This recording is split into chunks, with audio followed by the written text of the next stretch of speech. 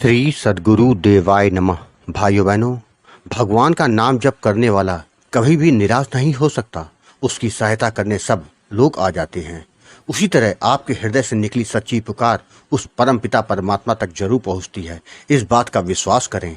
अगर वह प्रार्थना वृंदावन की राधा रानी से की जाए तो वह तत्काल पूरी होती है। यही तो किशोरी जी की महानता है। तभी तो वृंदावन में केवल राधे राधे का ही बोलबाला है। राधा रानी सबकी सुनती हैं। वृंदावन जाने के बाद किसी का आने का इसलिए मन नहीं करता। आज आपको राधा रानी की कृपा की एक सच्ची कथा सुनाने जा रहा हूं, जो कि इसी माह घटित हुई है। यह कथा रायपुर से विकास वशिष्ठ जी ने भेजी है। इस कथा को पूरा जानने के लिए इस वीडियो को आखिर तक अवश्य देखिएगा।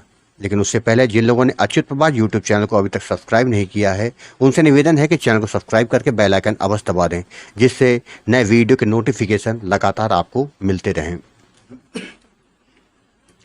रायपुर छत्तीसगढ़ से विकास वशिष्ठ ने अपना अनुभव शेयर करते हुए बताया कि मैं 9 सितंबर 2023 को वृंदावन गया था।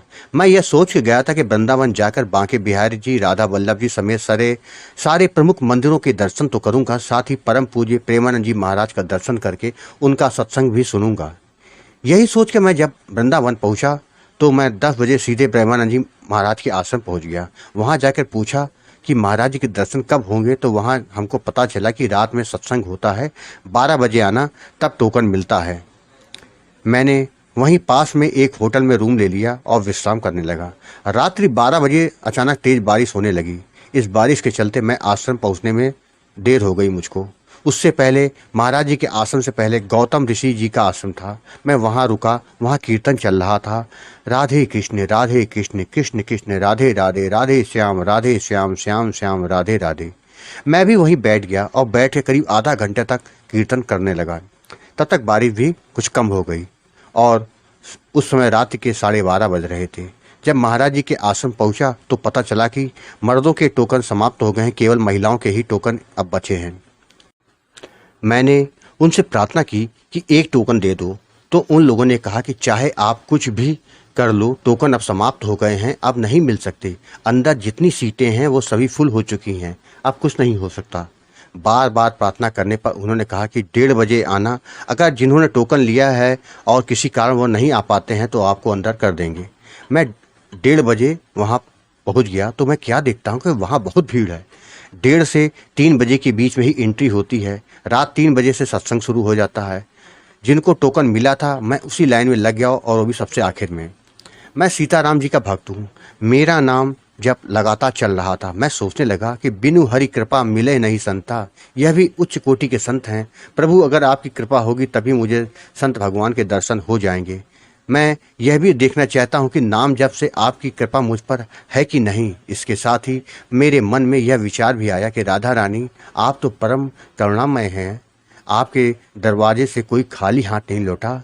मैंने भी भले थोड़ी ही देर राधे कृष्ण का कीर्तन किया है। मुझ पर कृपा करो किशोरी जी, मैं आपकी शरण में हूँ, मुझ पर दया करो। मुझे महाराज जी के दर्शन और सत्संग सुनने को मिल सके। राधा रानी कृपा कर दो। इसके बाद जब सब टोकन वाले अंदर चले गए तो मैं भी अंदर जाने लगा। तो सेवकों ने कहा कि आपके पास टोकन नहीं है, आप कहाँ जा रहे हैं। तभी एक दूसरा सेवक आ गया, बोला कि आप दिन में भी आए थे, यह बहुत जिद्दी स्वभाव के हैं। चलिए, अच्छा आप अंदर आ जाइए। शायद श्री जी की यही इच्छा है। यहाँ जो कुछ होता है वह श्री जी की कृपा से ही होता है। मैंने यह देखा कि आपके अंदर सत्संग की बहुत इच्छा है। उस समय बारिश हो रही थी। महाराज जी आए। उसके बाद जिनके पास टोकन था उनको सबसे पहले अंदर भेज दिया गया। हम आधा घंटा बारिश में खड़े रहे। महाराज जी के सेवक जो कि वहाँ थे, उन्होंने देखा कि अंदर जगह नहीं है कि नहीं, ताकि और लोगों को भेजा जा सके। अंदर जाके देखा तो बोले कि 5 लोगों की जगह अभी बची हुई है, 5 लोग अभी आ सकते हैं। इस प्रकार हम भी महाराज जी के पास पहुँच गए। उसी दिन मुझको विश्वास हो गया कि नाम जप में बहुत शक्ति है। यह श्री जी की ही कृपा हुई जो कि मुझे ऐसे महान संत का सानिध्य मिल सका। मुझ जैसे पापी को 1.5 घंटे का सत्संग प्राप्त हुआ। यह श्री जी की कृपा का ही फल है।